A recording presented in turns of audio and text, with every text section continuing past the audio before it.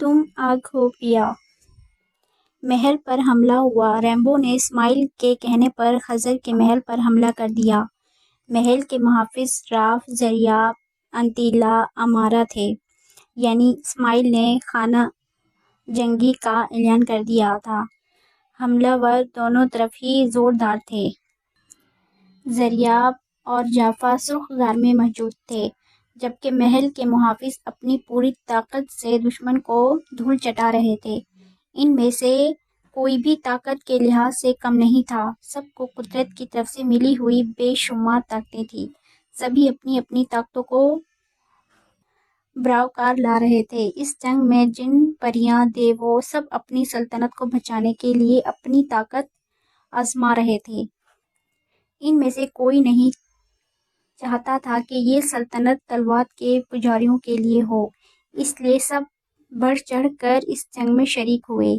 اسماعیل نے یہ سارا کھیل اس لیے کھیلا کہ خضر کو محل پر حملے کی خبر ملے اور وہ جازیل کو لے کر کوکاف واپس آ جائے اور اس کا سارا دھیان ماہی سے ہٹ جائے اور پھر یہ ماہی پر حملہ ور ہو۔ اسماعیل اس بات سے بے خبر تھا کہ ماہی کو ان سب کی طرف سے ایک ایک طاقت ملی ہوئی ہے اور ماہی کے گلے میں جو مالا پڑی ہے، اس کے ہوتے ہوئے کوئی بھی شیطان ماہی کو چھو نہیں سکتا۔ حملے کے بعد ریمبو کو منہ کی کھانی پڑی، کیونکہ خضر کے سپر سالار کا دفاع کمزور نہ تھا۔ انہوں نے بہت سے شیطان کو جہنم واصل کیا۔ ان کے بھی 4 لوگ شہید ہوئے۔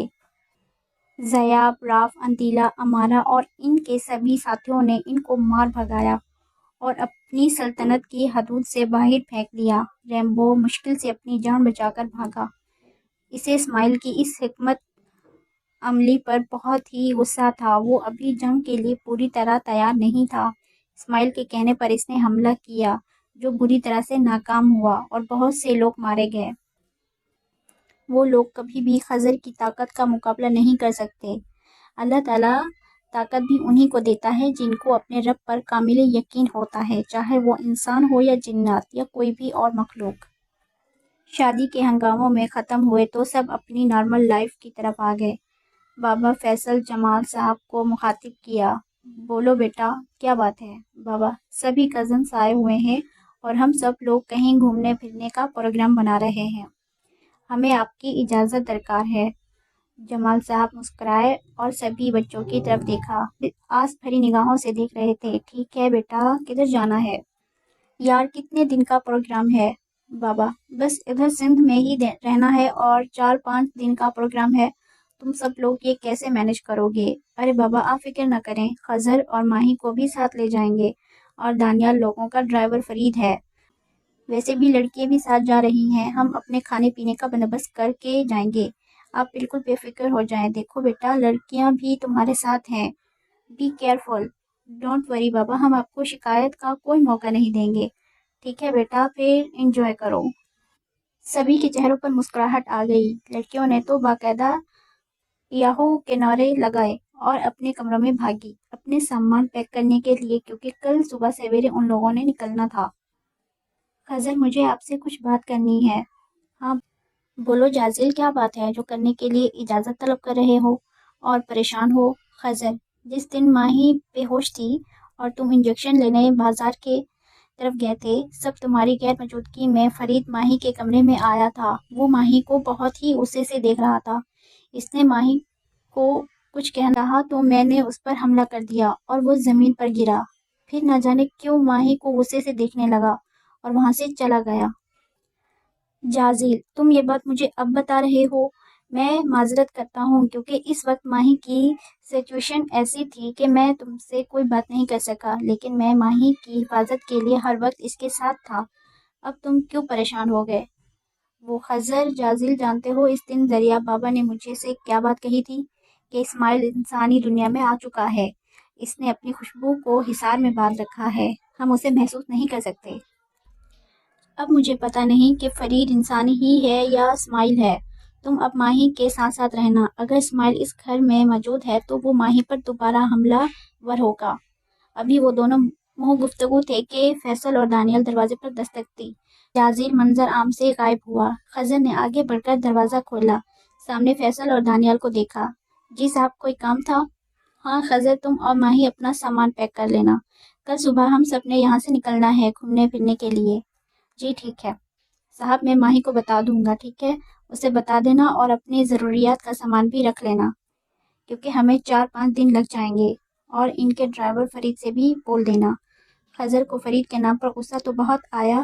صاحب معذرت کرتا ہوں، میں نے فرید کو نہیں دیکھا، شادی کے دوران بھی نہیں دیکھا، اس لیے مجھے نہیں پتا کہ وہ کدھر ہے۔ اچھا چلو تم رہنے دو، ہم خود ہی اس سے رابطہ کر لیں گے۔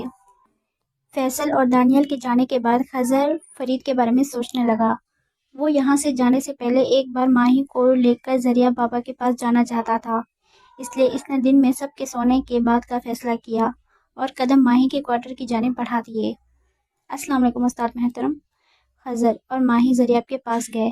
وعلیکم السلام، آؤ خضر آؤ، مجھے تمہارا اور ماہی کا بے صبری سے انتظار تھا۔ سب خیریت ہے نا استاد محترم؟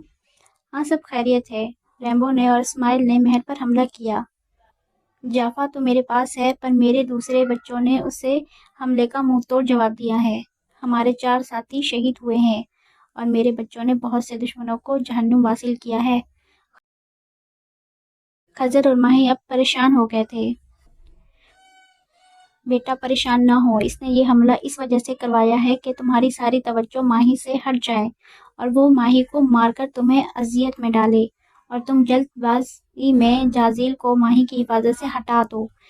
خیر اللہ بڑا مسبب السبب ہے، وہ ہر بات کا راستہ نکالنے والا ہے۔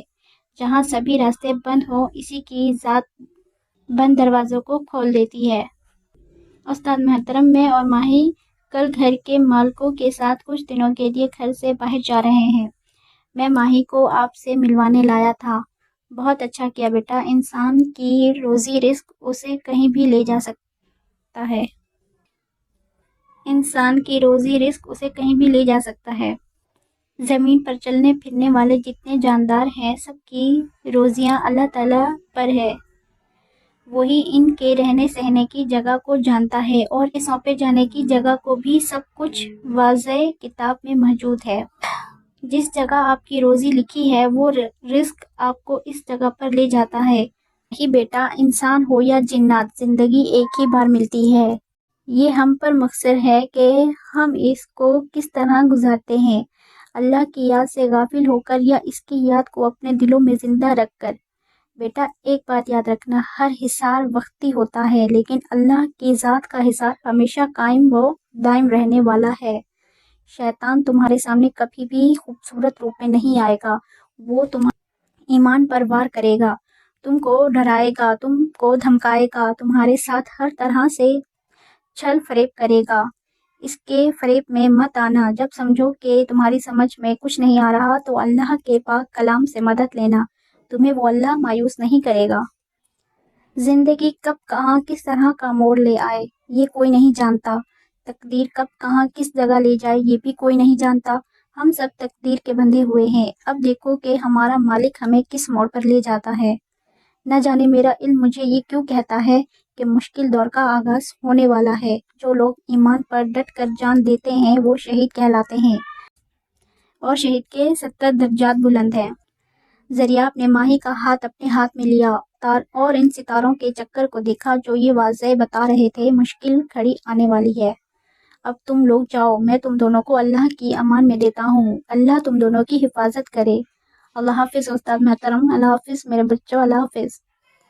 کبھی کبھی محبت بہت بڑی قربانیاں مانگتی ہے، چاہے وہ آدم زاد ہو یا آتش زاد۔ بھلا خون بہے بغیر قربانی مکمل ہوئی ہے کبھی؟ ہائے رے محبت کتنا آزماتی ہے تو، تیرے ہی در پر تڑپ کر لوگ جان دے دیتے ہیں، پھر بھی تیرا خراج مکمل نہیں ہوتا۔